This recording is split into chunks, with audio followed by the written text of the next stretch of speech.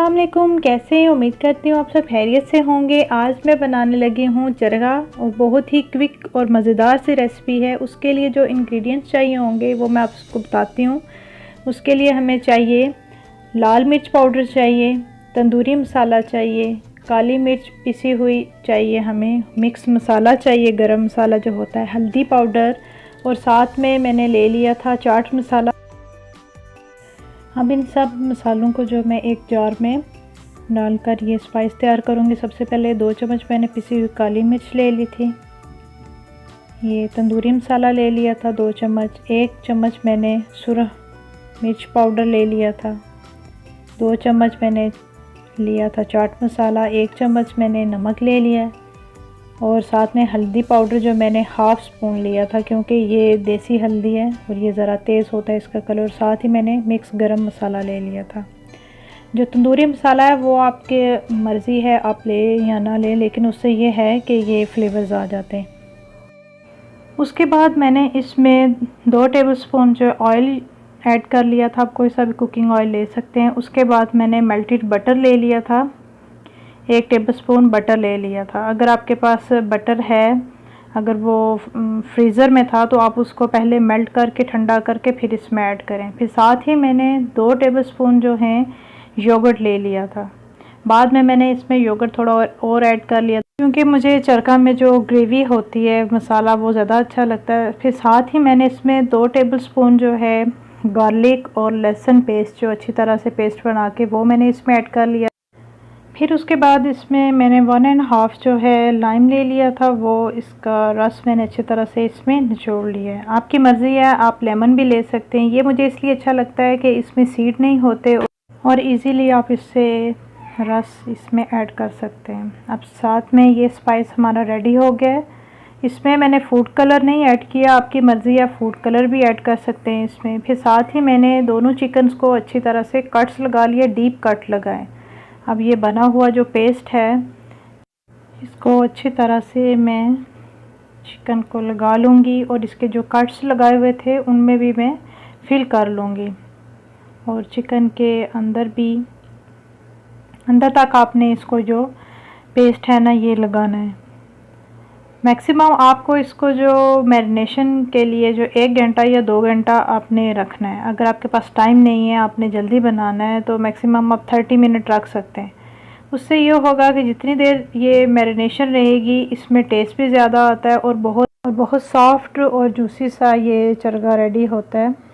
अब इनको मैं 1 बाय 1 जो मैरिनेट होने के लिए रख दूँगी। आपको ये बताऊँ कि बटर मैंने इसमें इसलिए ऐड किया है, क्योंकि बटर से क्या होता है कि जो आप ब्रोस्ट बनाते हैं या चरगा बनाते हैं, वो बिल्कुल सॉफ्ट होता है, हार्ड नहीं होता, इसलिए मैंने इसमें बटर ऐड किया है। फिर साथ ही मैंने बनाए थे पोटैटो वेजेस बनाए थे। उसके लिए जो पोटैटो वेजेस बनती हैं, उससे आपको ये जो इसका छिलका है ना, ये नहीं उतारना पड़ता। इसको अच्छी तरह से मैंने वॉश कर लिया था, फिर मैंने नॉर्मल वेज की तरह इसको काट लिया, लेकिन यह है कि मैंने इसका जो छिलका जो है ना वो उतार लिया था। ये ज़्यादातर हम जो ये ब्रोस्ट वगैरह होता है, इसके साथ नॉर्मल भी आप इसको बना सकते हैं। अब इसको मैं मसाला वगैरह लगाऊंगी। इसके लिए मैंने 2 टेबलस्पून मैंने ऑलिव ऑयल ले लिया था। 1/2 टीस्पून जो मैंने ले लिया सॉल्ट, उसमें ब्लैक पेपर मैंने ऐड किया थोड़ी सी, और रेड चिली पाउडर मैंने ऐड किया, और साथ में थोड़ा सा चाट मसाला ऐड कर दिया। और इसमें आप जो होता है गार्लिक पेस्ट होता है या गार्लिक पाउडर होता है, गार्लिक सॉल्ट उसे कहते हैं, वो भी आप ऐड कर सकते हैं, लेकिन मर्ज़ी आपकी है।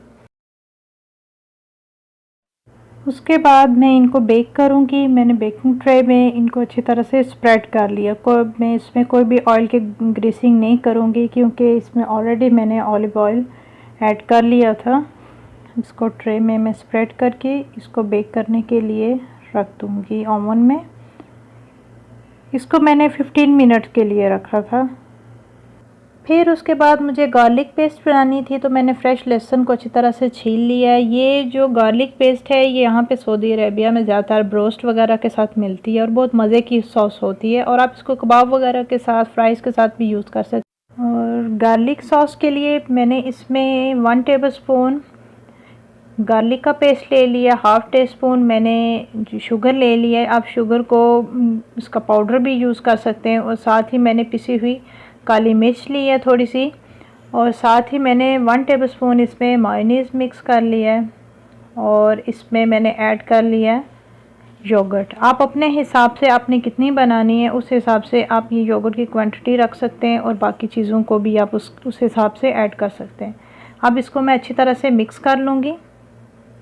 अच्छी तरह से मिक्स करना है कि ये मायोनीज़ और जो योगर्ट है बिल्कुल मिक्स हो जाए। अब इसके ऊपर मैंने धनिया का वो लीफ लगाकर उसके ऊपर थोड़ा सा काली मिर्च स्प्रेड कर दी थी, और ये हमारी रेडी हो गया। फिर उसके बाद मैंने बनाना था सलाद। ये आपके सामने हैं ग्रीन लीव्स हैं, ये है जर्जीर। इधर सऊदी अरेबिया में और गल्फ़ में इसको सलाद के तौर पर ये इस्तेमाल किया जाता है। और ये सेम ऐसे है जो पाकिस्तान में जैसे सरसों का साग होता है ना, सरसों के साग की तरह एक दूसरा होता है तारा मीरा का साग, सेम ये उसी की किस्म की है। इसका टेस्ट और इसकी खुशबू सेम वैसी और लुक भी वैसी लग रही है। और मैं तो इसकी सब्ज़ी भी बनाती हूँ, और पाकिस्तान में भी मोस्टली लोग जो है ना इसका साग वगैरह बनाते हैं।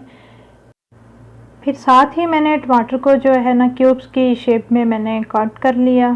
साथ में प्याज ले ली थी, उसको राउंड शेप में पहले मैंने काटा, फिर साथ में थोड़ा सा चॉप कर लिया।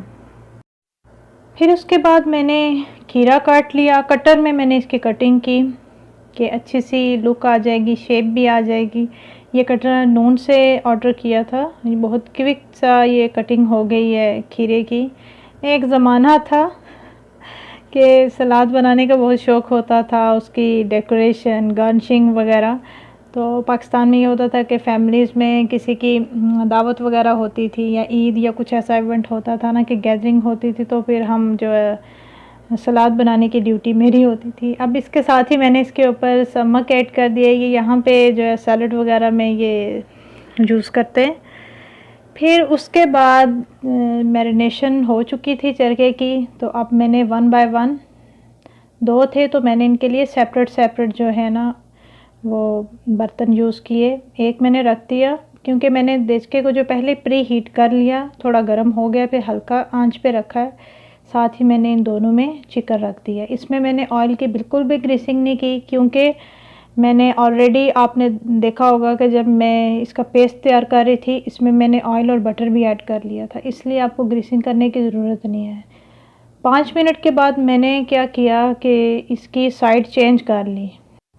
पहले मैं चिकन की जो ब्रेस्ट साइड है वो नीचे रखूँगी और 20 मिनट उसको स्टीम होने दूँगी। फिर उसके बाद मैंने साइड चेंज कर ली, और साथ ही साथ जो ग्रेवी है वो मैं चिकन के ऊपर जो है वो डालती जा रही हूँ। और ब्रेस्ट साइड जो है वो आपने 20 मिनट रखनी है, और जब इसकी साइड चेंज करेंगे तो जो 10 मिनट हैं वो दूसरी साइड से कुक हो जाएंगे। तो मैक्सिमम 30 मिनट में हमारा ये चरगा रेडी हो जाएगा। अब मैं इसको कर रही हूँ, डिश आउट कर रही हूँ।